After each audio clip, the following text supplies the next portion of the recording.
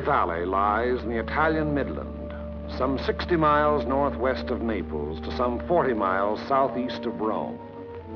A wide, flat corridor enclosed between four walls of mountains. In winter, the highest peaks of the Liri Range ascend into the snows, but the valley floor with its olive groves and ancient vines, its crops of wheat and corn, is green the year around. That is, in normal times. Last year was a bad year for grapes and olives, and the fall planting was late. Many fields lay fallow. There are two ways from the south into the valley. One, a narrow pass. The other, a high, scenic road over the mountains. They converge before the site of the ancient village of San Pietro, which for 700 years has stood at the threshold of Liri Valley, welcoming the traveler. The stones of its walls were quarried out of the parent hill from whose slopes it rises.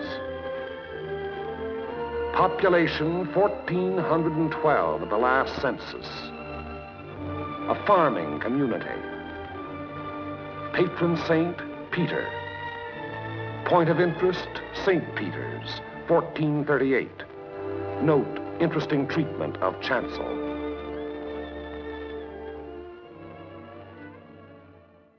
As St. Peter's was erected by those who were to worship there, so each original dwelling was built by the ones who were to live there. And this practice has endured down through the centuries. The Italian peasant is a born mason. He cuts and lays and mortars in the stone with great skill and patience, building not for himself alone, but for future generations. From the end of October 1943 until the middle of December, San Pietro and the surrounding ground was the scene of some of the bitterest fighting on our Fifth Army front. The Italian campaign had entered its second phase, to push forward again after a static period brought on by heavy seasonal rains. Our battle lines were haphazard as the terrain itself, with its flood-swollen rivers that twisted back and forth across our line of march so that each river seemed like five. And where there was no river to cross, a mountain blocked our going, each peak ahead being a few meters higher than the last we had won, so that each new peak had to be fought for, the hard, uphill way, with the enemy looking down our throats. They had had time to fortify and camouflage their positions. No amount of artillery fire or aerial bombardment could force them to withdraw. That was for the infantry to do, employing those weapons that confine and destroy life in narrow trenches, caves, and fighting holes. It was up to the man with the rifle, the man under fire from all weapons, the man whose way all our weapons, land, air, and sea, serve only to prepare. It was up to the foot soldier to attack a hidden enemy over ground that was sown with mines, the anti-personnel S-mines that fly up at a footfall to explode beneath the groin. Nowhere along the entire front were enemy preparations more elaborate than in the San Pietro area. For San Pietro stands at the threshold of Liri Valley, and through Liri Valley, wide and level, runs the most highly prized length of road south of Rome. By early December, we had taken and were holding high ground to the northeast, east, and south of San Pietro, the Camino Maggiore hill mass being last to fall. An Italian brigade under Allied command had made a vain attempt to capture Mount Lungo, possession of which would have acted greatly to our benefit in the impending action. The Italians were all but annihilated. In view of their excessive losses, further operations against Mount Lungo's strategic heights were abandoned. And it was decided to make a direct frontal assault on enemy positions in and around San Pietro. Elements of the 36th Texas Infantry Division were rotated from position to position, overlooking the valley, so the troops might study the terrain ahead from various viewpoints.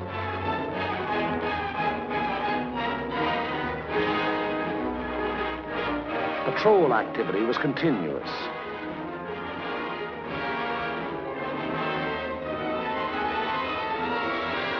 Day and night, units went out to reconnoiter the ground, draw fire, take prisoners, thus adding to the sum of our information about the enemy.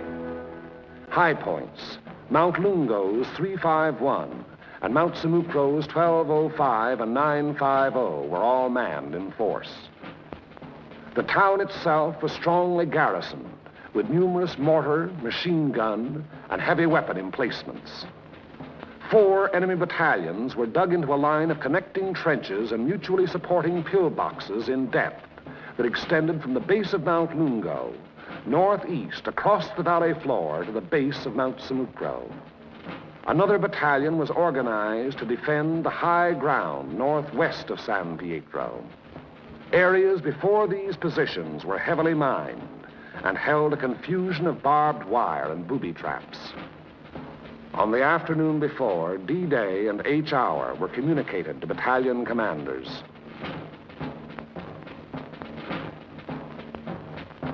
December 8th, at 0620 hours, the 1st Battalion of the 143rd Infantry Regiment to attack the summit of 1205, having moved up the mountain under cover of darkness, and upon achieving its objective to attack along the ridge to a point northwest of San Pietro. The 3rd Ranger Battalion likewise to attack 950, another feature of the Mount Samucro hill mass. The 2nd Battalion of the 143rd to attack over the terraced olive orchards northeast of San Pietro. The 3rd Battalion acting in support to follow the 2nd at 400 yards. Of the original force to establish the beachhead at Salerno, the 143rd had since spent all but a fortnight in action under extremely bitter weather conditions. At Salerno, at the Volturno crossing, it had taken mortal punishment. The task ahead promised no less bloodshed, yet it was undertaken in good spirits and high confidence. The 1st Battalion began the long, rugged climb up Mount Samucro.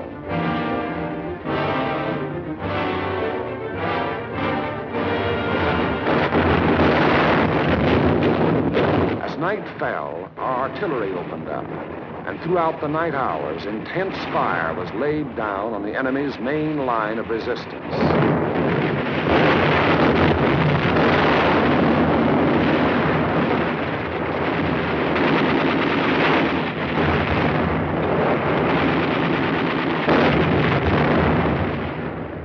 It had rained most of the night, and it was raining at H-Hour when the 2nd and 3rd Battalions crossed the line of departure.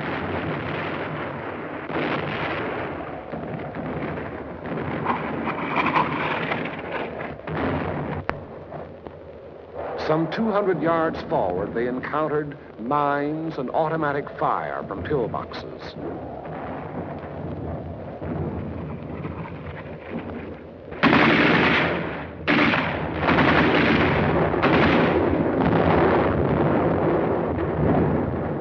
Artillery were deadly accurate by reason of excellent enemy observation from Mount Lungo, overlooking our advance, which continued another 200 to 400 yards.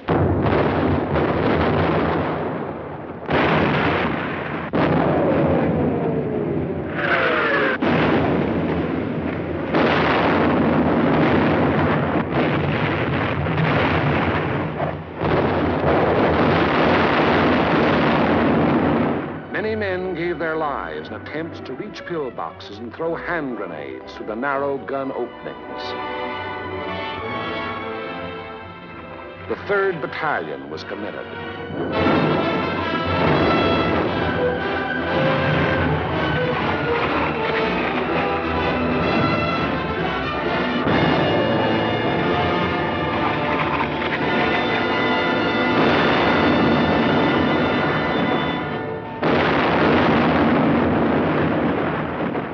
But the advance never got more than 600 yards past the line of departure. Our initial assault on San Pietro had been repulsed with heavy casualties.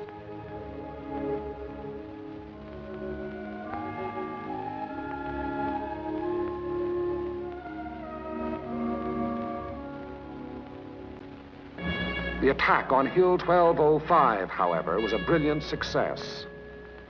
Leading elements of the 1st Battalion had gained the summit of the objective before a strongly entrenched enemy knew that an assault was in progress.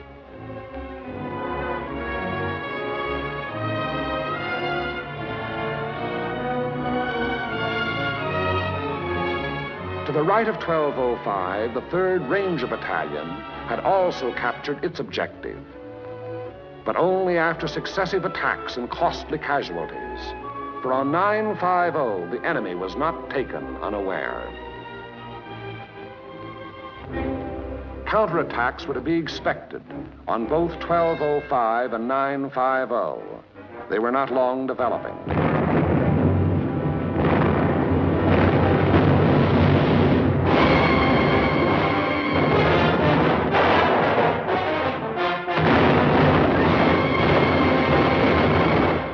Was launched during the early daylight hours, and even as it was beaten off, another took form.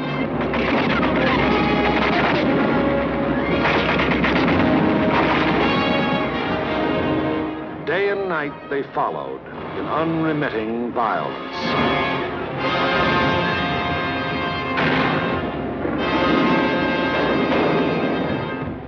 The toll of enemy dead mounted with each new attempt.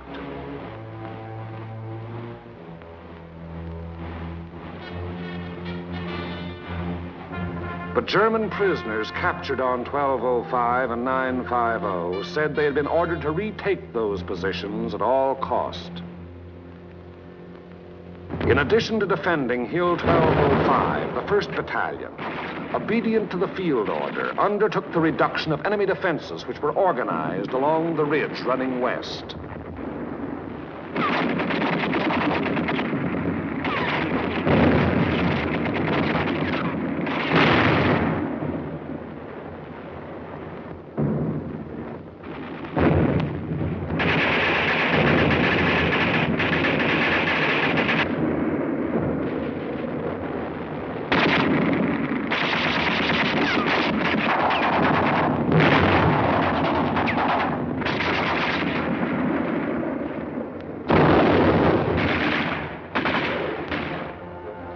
On the 12th of December, the 1st Battalion was reinforced by the 504th Parachute Battalion, which took over and maintained the defenses of 1205 and 950, thereby enabling the 1st Battalion to throw its entire remaining strength into the assault along the ridge. But the 1st strength had dwindled and shrunk in the 5 days past, and there was now a question as to whether its existing numbers were sufficient to prevail. Reports during the night of the 14th of December stated that the enemy was offering bitter resistance and that the issue was in grave doubt. Meanwhile, on the olive terraces below, the 2nd and 3rd Battalions had twice again attempted to reach their objective.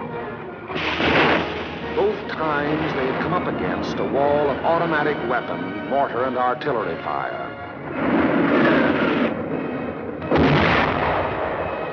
Volunteer patrols made desperate attempts to reach enemy positions and reduce strong points.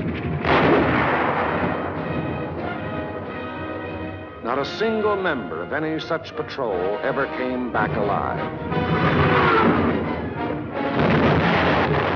Our attacking forces were furnished excellent aerial cover by Allied fighter patrols. But now and then, enemy planes were able to slip through and to bomb and strafe our positions,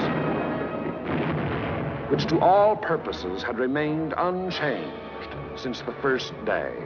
To break the deadlock, orders were given for a coordinated divisional attack. The 2nd and 3rd Battalions of the 143rd to proceed in the execution of the original orders. Acting in conjunction, Company A of the 753rd Tank Battalion to attack San Pietro from the east over the high road. 1 battalion of the 141st to attack over the flat valley floor. After nightfall on D-Day, the 142nd Infantry Regiment to attack Mount Lungo. The earlier decision not to attack those strategic heights having been reversed in view of the present critical situation. In preparation for the attack, all Fifth Army artillery within range, including tanks and all tracks, was directed against San Pietro and the surrounding area.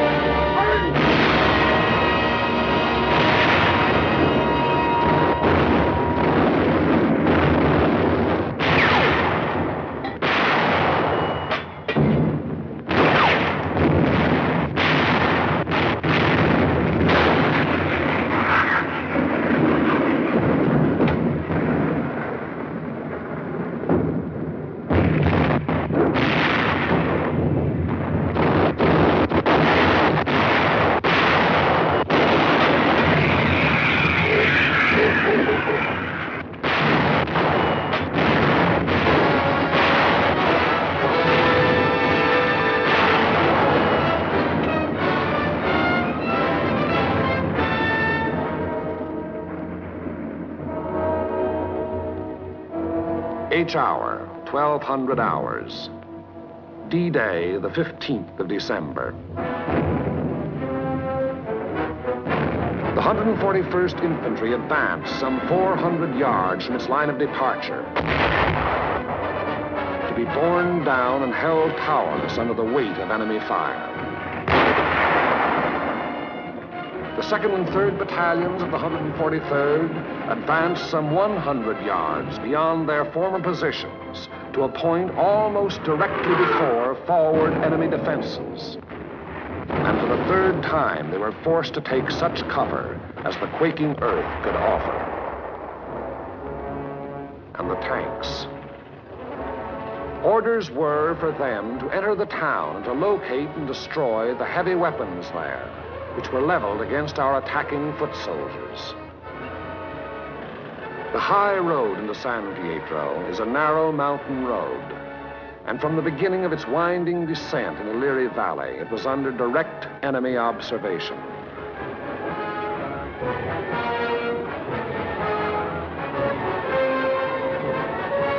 "16 tanks started down that road. 3 reached the outskirts of the town.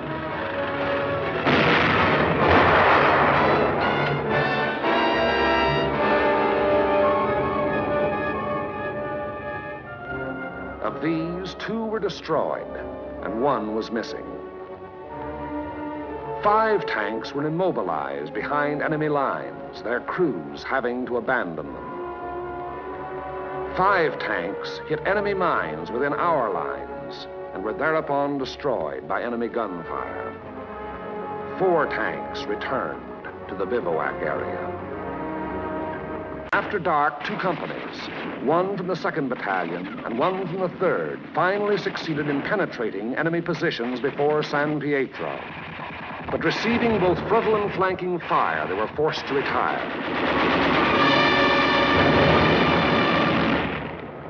Company E having been reduced in strength to a handful of riflemen, and Company L faring little better.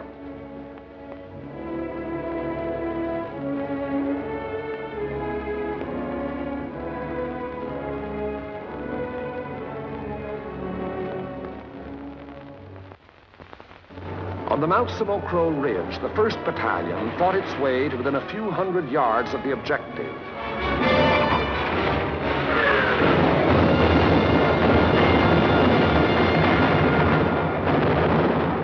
But it had paid for ground gained at the rate of a man a yard, and it did not have strength to carry the fight any further forward. On Mount Lungo, however, despite bitter resistance, battalions of the 142nd, in successive waves, kept pushing upwards, until, in the early daylight hours of the 16th of December, its foot soldiers had gained the summit and were wiping up what remained of a stubborn enemy. And that height proved to be a key position in the enemy plan of defense, for even as Mount Lungo fell, the enemy throughout the San Pietro area made preparations to withdraw. Almost invariably, the enemy will counterattack to cover a withdrawal. The first violent thrust was delivered within a few hours.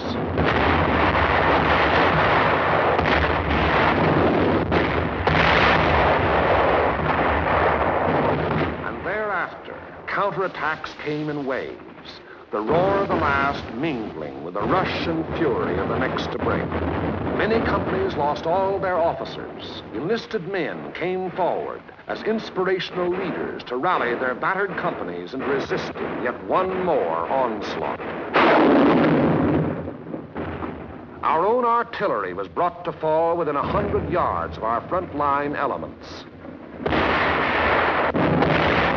After 5 hours, during which the earth never ceased to tremble, counterattacks ended, indicating that the withdrawal of the enemy's main body had commenced.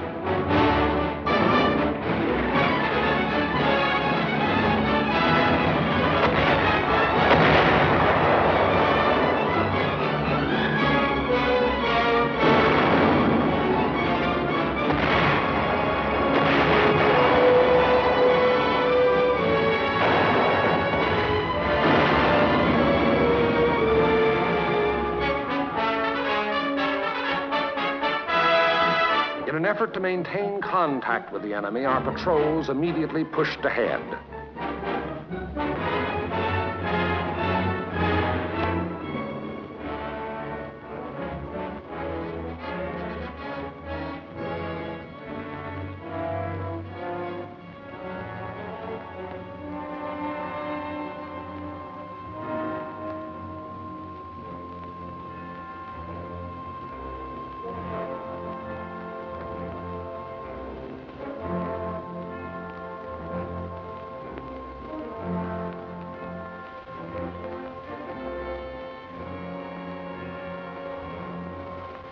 Entering the town, they discovered that San Pietro was ours for the taking.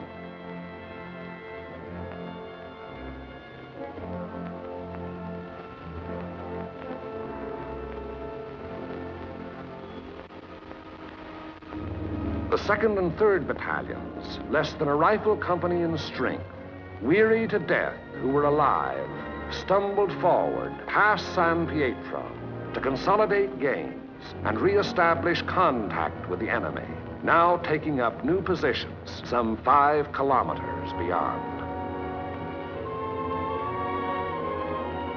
That is the broad shape of the Battle of San Pietro, which was but the first of many battles in the Erie Valley.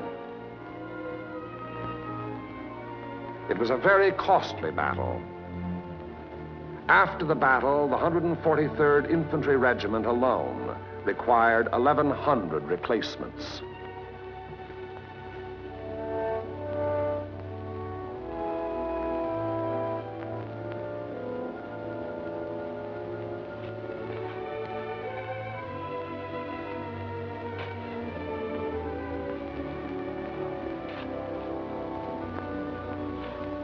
The lives lost were precious lives to their country, to their loved ones, and to the men themselves.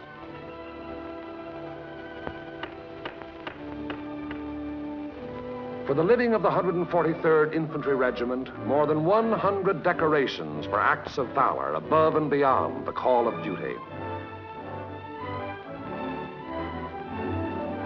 Many among these you see alive here have since joined the ranks of their brothers in arms who fell at San Pietro.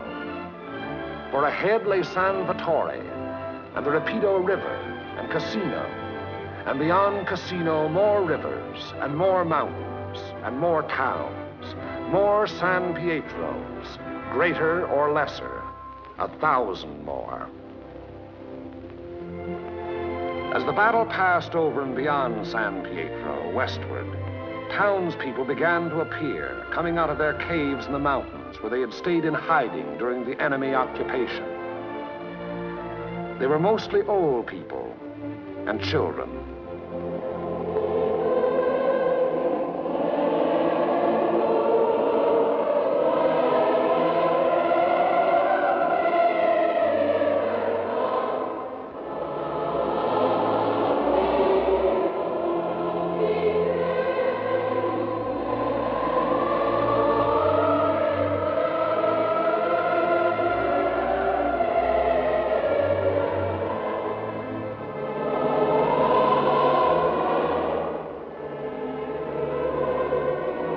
townspeople were warned against enemy mines and booby traps, which were in the process of being cleared.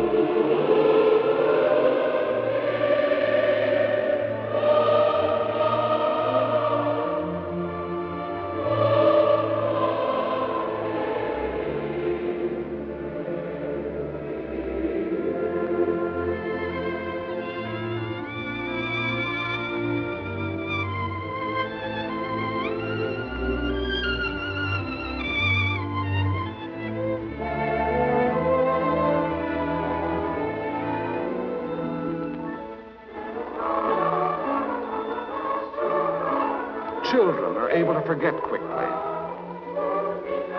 Yesterday they wept. Today there are smiles and even laughter.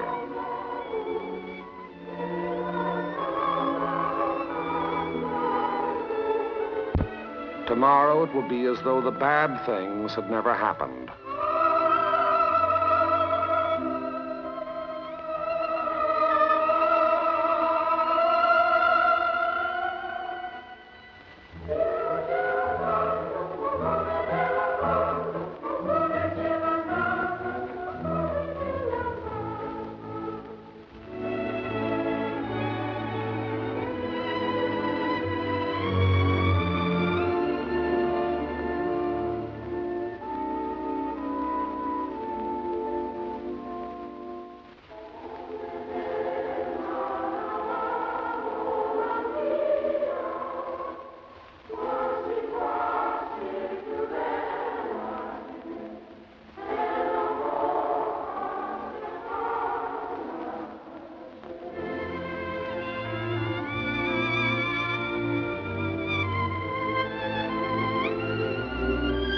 Living was resumed in San Pietro.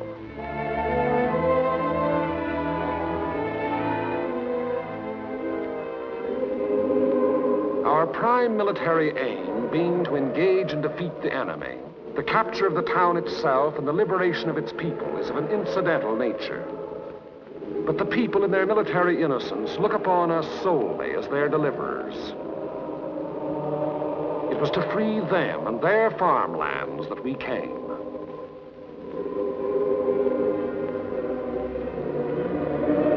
Behind our lines, southwest to the sea, the fields are green with growing crops planted after our coming by other people of other towns who believed likewise.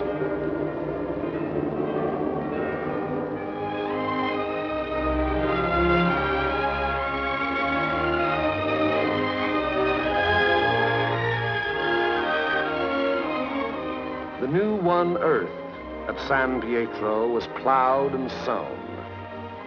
It should yield a good harvest this year.